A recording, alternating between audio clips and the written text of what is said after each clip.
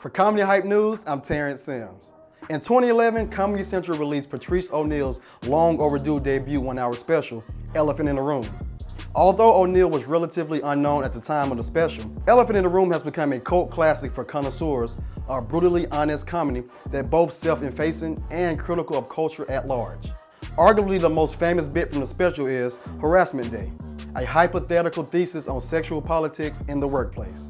In it, O'Neal brilliantly manages to weave critical analysis of heterosexual relationships, social conventions, and the male libido within a character-driven narrative that offers insight into what's behind the veil of tension between opposite-sex co-workers.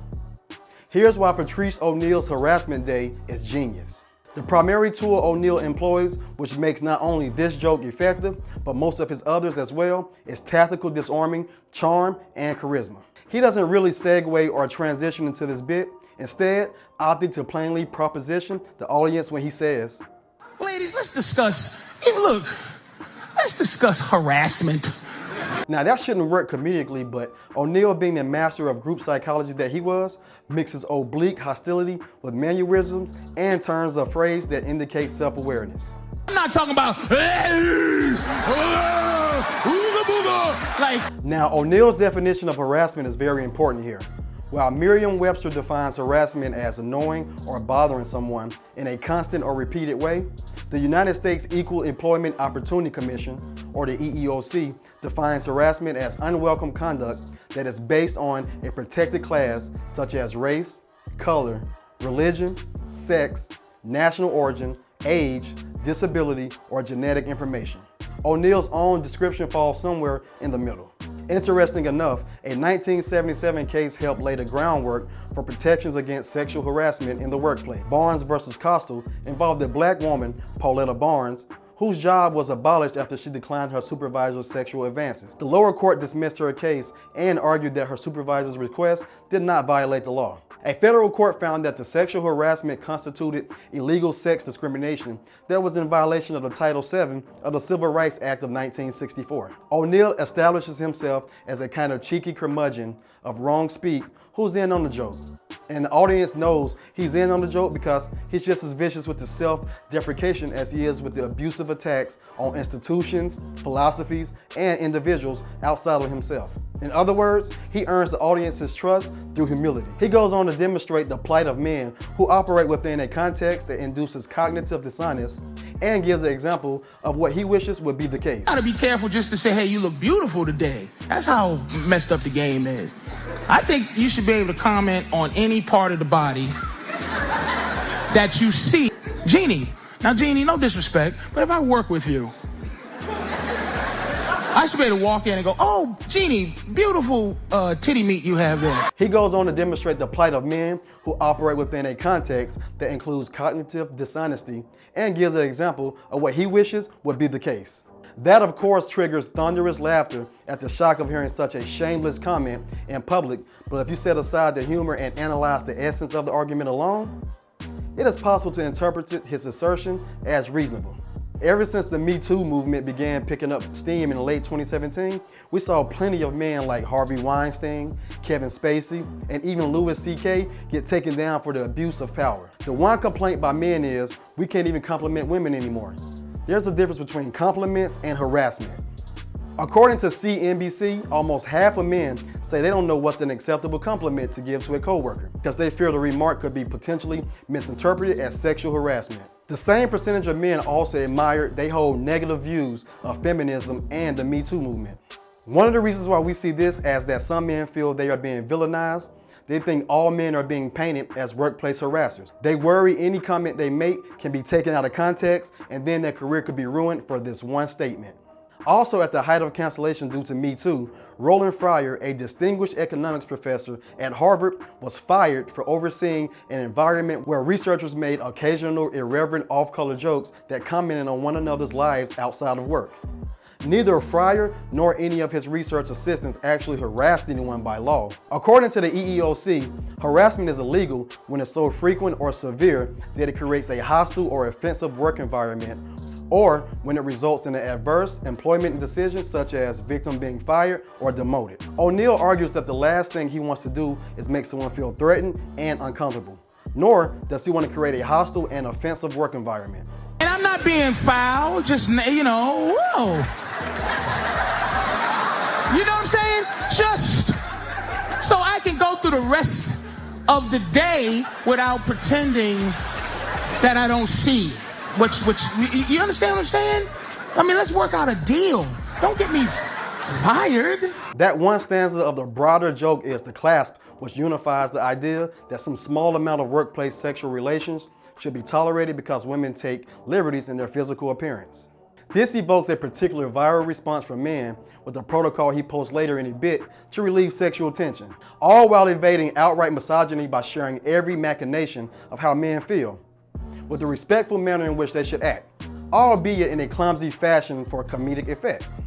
In the following stanza, O'Neal uses an analogy to impress the essence of his opinion. Having women work with men, right, is like having a grizzly bear work with salmon dipped in honey. Like, so now you dip the salmon in the honey, right? Grizzly bears, and the salmon get to walk through comfortable with honey and fish and good morning, grizzly bears. He can't even growl like, what's up, fish? Oh my God, human resources. The grizzly bear just did grizzly bear stuff. Here's where O'Neal's argument doesn't hold up. Using the grizzly bear and salmon analogy, his main point is that a bear would be unable to control itself, especially when hungry. Comparing men to bears that have no self-control could be damaging to how the workplace decides to operate when it comes to harassment. In 2020, it had been reported that 15 states had passed new laws protecting against sexual harassment in the workplace. New York, California, and Illinois made new laws that required sexual harassment training. The new laws made it easier to sue in state courts and banned comment non-disclosure agreements that had previously been used to silence victims and protect the predators' careers. In addition to this, the new laws also banned arbitration clauses, lengthened statutes of limitation, and expanded sexual harassment protection, so they could apply to the independent contractors. This is also according to the American Bar Association. O'Neal continues with another hypothetical fantasy of a vulgar male sexuality before landing on the idea that made this bit legendary to comedy fans. He says, I think there should be a holiday, for lack of a better word, harassment day. But I mean a day where I get to find out, because women get to be inappropriate sexually all the time. You get to be inappropriate. And when I say inappropriate, I mean say hello to me too close. Hi.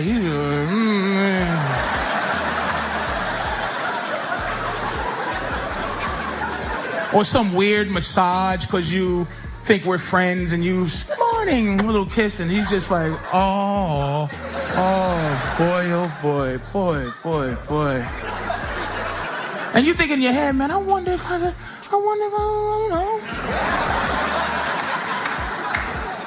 But harassment day allows you to be able to ask.